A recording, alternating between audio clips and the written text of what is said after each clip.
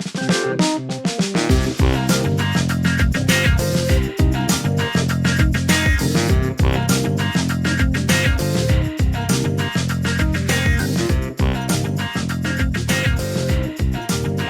everyone.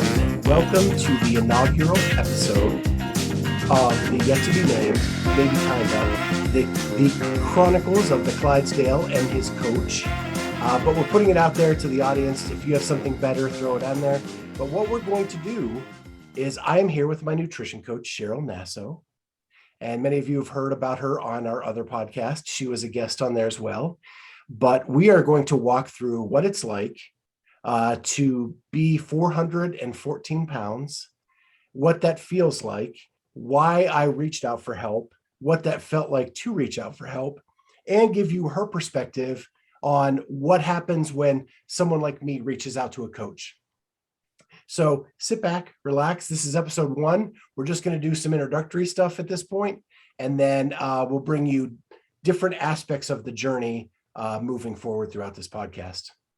Do you have anything you want to add, Cheryl? I'm just already feeling the emotions running, man. I'm so happy to be working with you. I'm just so happy that you trusted me to be a part of your journey, because as a nutrition coach, that's all I ever ask for is give me the opportunity to help you, and I will help you as much as I can. So that's really the one thing that I wanted to add. And obviously let you know where you want to start, because this is your journey and I'm just along for the road because I got a lot of things that I could talk about right now. But I want you to start. All right. So we're going to go back to last year, 2020, the quarantine year that everybody suffered through. And I was really having a lot of health problems that kept getting me more and more depressed.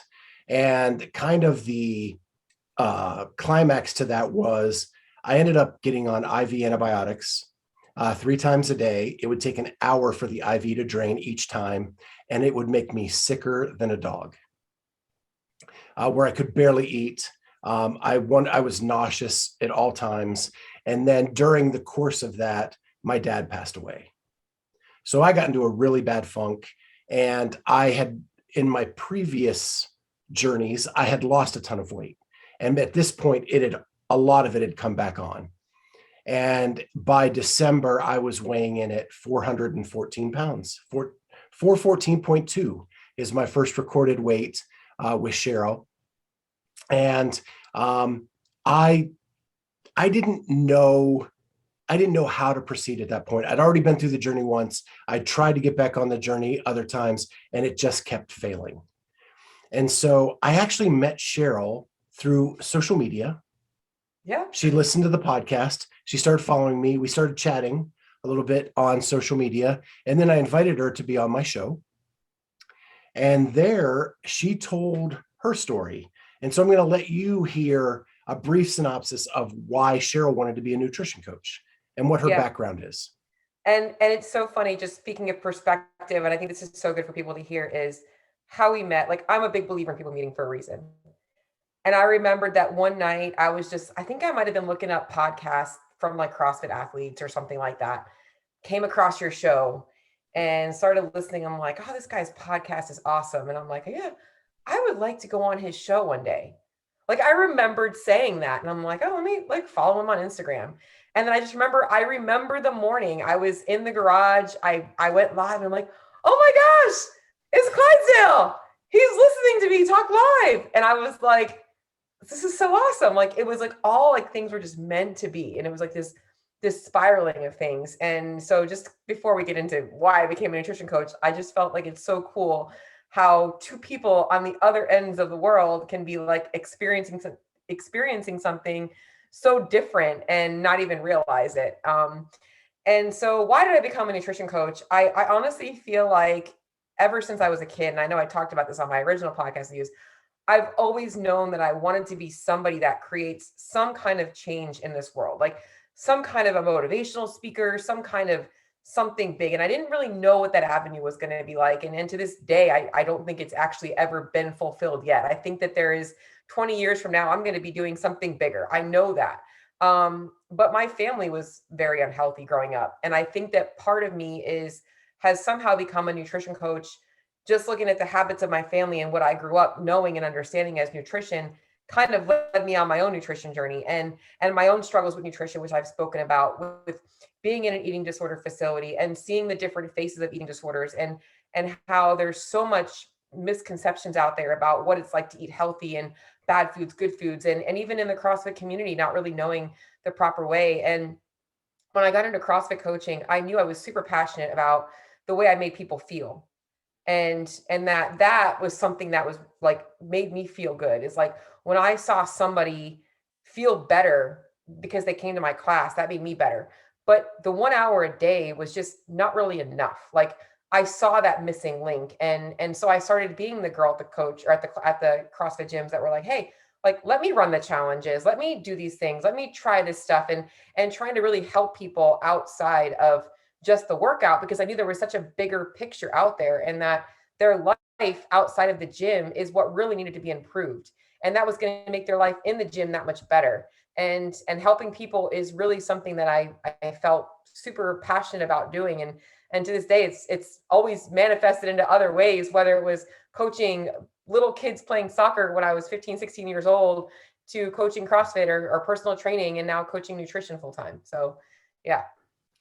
So one of the things I left out of my story is that I was diagnosed with an eating disorder at the end of 2020, sometime in like October, November. And I never looked at it that way in my head until that diagnosis came in. And when I saw your live videos and your posts on social media and saw what you had been fighting through and what you were doing with your clients, like it started to speak to me then. Yeah. But someone in my shoes really struggles with reaching out for help. And so when I had you on and you were telling your story and your struggles, and there was a key moment where you talked about that everybody in the rehab facility of when you were there for your eating disorder had a different type of eating disorder, but the stories were all the same. Yeah. That like lit a fire in me that like, this is who I'm supposed to talk to. And it And just gave me even goosebumps when you said that, because it's and true. even with all of that, it took me another week after I had you on to actually reach out and ask for help. Yeah. I full-heartedly want people out there that are struggling in any way, shape, or form with anything nutritionally, diagnosed or no, not, eating disorders. You you can walk around a room of 20 people, and there can be at least 5 of them that struggle, and you wouldn't know, because the face of an eating disorder is not clear. You can't look at a person and judge them. Like you can see somebody that's underweight and assume that she's got eating disorder. She might not. You can see somebody that's overweight and assume that they don't have an eating disorder, where they might. And it really is true that it's all a coping mechanism. And everything that you just spoke about speaks to why you were at that breaking point. The loss of your father, the depression of COVID, so many things, being on antibiotics 3 times a day, like all of that stuff is spiraling you into this like way of like, how am I coping with all this?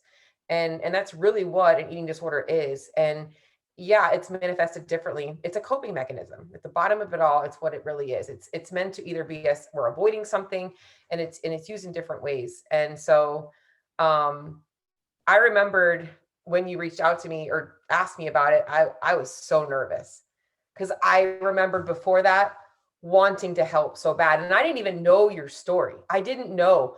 I just knew that like I knew I could help you. Like I don't know why I felt that way. Like I felt compelled in some way. Like we all like you said, my story spoke to you.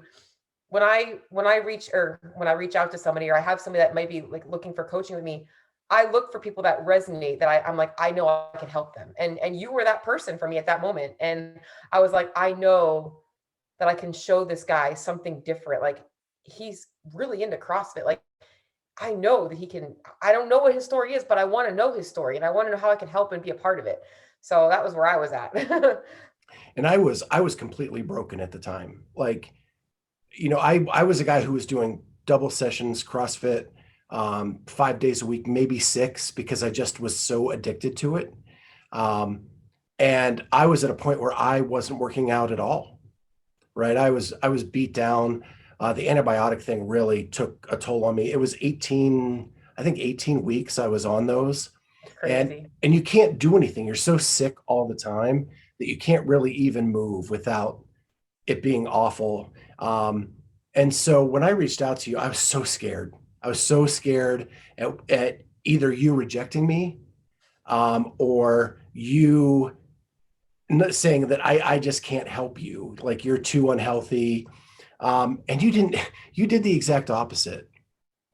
You actually said to me, I will be here for you forever. Like, whether I'm your coach or not, I've got your back. You can call me, text me anytime, whether we're working together or not, I will always have your back. And for someone that's so scared coming into a relationship like that, that was so huge to hear. Mhm. I 100% believe it. I mean that, like, from the bottom of my heart. When I coach people, I don't want them to ever feel like they have to go find another coach. I don't want them to ever question. And you being so afraid of rejecting, on my end, I was like, I can't fail him. I cannot let him down. Like, I have got to, and it's not even the weight loss. That's a piece of it, but it was like, I have got to show him that it doesn't have to be so miserable. There's a good way that we can do this. It can fit in it, and it's like small steps. Like, I wanted to make sure that, like, from the beginning, that I'm like, I don't ever want you to think you're letting me down, but I also don't want to let you down. I wanted you to succeed because I couldn't risk you failing. I did not want to be a failure to you. So there was a level of pressure on my end, like, hey, like, I really want him to know, like, I want him to succeed here. And to this day, with you, with everybody, like, at the bottom of it all, like, that's all I ever want is for you guys to be happy and to be healthy and to see a different life and to know that you can be at the rock bottom of it all, like, and come out like stronger than ever, so. And I think, like, the biggest thing for me is at the end of 2020, I had no hope. I really didn't know what the answer was anymore. And meeting you was like, maybe that's the answer. And then talking to you, I was like, this is the answer. And I finally had hope again for the first time in probably a year at that point. I love that. It makes me so happy. And your journey's been crazy. It really has been. You've had a really awesome year, a great year. I mean, not to get on a tangent, but, like, think about where you were at the end of 2020 and all that's happened this year. Yeah. And in our next episodes, I want to talk about, like, how incrementally we had to work together to get me just functioning again. Yeah. And I'm really curious to know from your perspective what you were thinking at those times. Mm-hmm. Because I was like, this is really damn hard. And am I going to be able to do it? And you always had my back. You always talked to me. And I can't wait to, like, break down those segments over the next few episodes. But I also want to let our listeners know that we're going to do these in small, digestible chunks. So we're doing these in like 15 to 20 minute episodes. So you can it's a quick hitter, hopefully gives you some inspiration with your own journey. You can find more information from us. I'm at the Clydesdale _fitness and friends on Instagram, and at Cheryl Nasso. Yep, at Cheryl Nasso. Yeah. And I'm just going to leave you guys all with this one thing before we hang up here, Scott, is like, it's always hard to start. And what you did that day, that's strength. Like, telling everybody out there right now that might be struggling with something is, the moment you ask for help is showing that, like, that's a strong individual. And he says he was broken. He talks about being broken. That's a person that is ready to be mended, and they are ready to get stronger. And so if you're out there and you're struggling and things like that, and you feel that, like, all you have to do is just start. And usually starting is looking to somebody or something or the support system in your household, whatever, to just get yourself started, because that's really what you need. So that was it. Yeah, this is going to be fun. And I'm going to let people know, like, Cheryl has become a really good friend of mine. We talk a lot, and it's because she has given me hope. She is an awesome person, and I miss her if I don't talk to her in a day. And we're going to see you in a triathlon next year. Well, no. That's like episode 13, 14. I'm just kidding. We'll talk about where that came from. Yeah. But Oh man, I love but this. the next episode we're going to talk about like where I was and how we got started. Yeah, And as simple as it was, like looking back, how simple it was, but how hard it felt for me at the time. I love it. All Let's right. do it. We'll see you next time on this yet to be named podcast. Maybe the Chronicles I'm of, voting Clydesdale Chronicles. He's voting Clydesdale Chronicles and Coach. What did you say? What's your name? yeah, the Clydesdale Chronicles with his coach, I like it. something like that. But if you guys have an idea, it doesn't have to be alliteration, but you know, what the heck, whatever. Yeah, I'm gonna keep brainstorming it too. We'll figure it out. All right. So. We'll see you guys next time. Bye.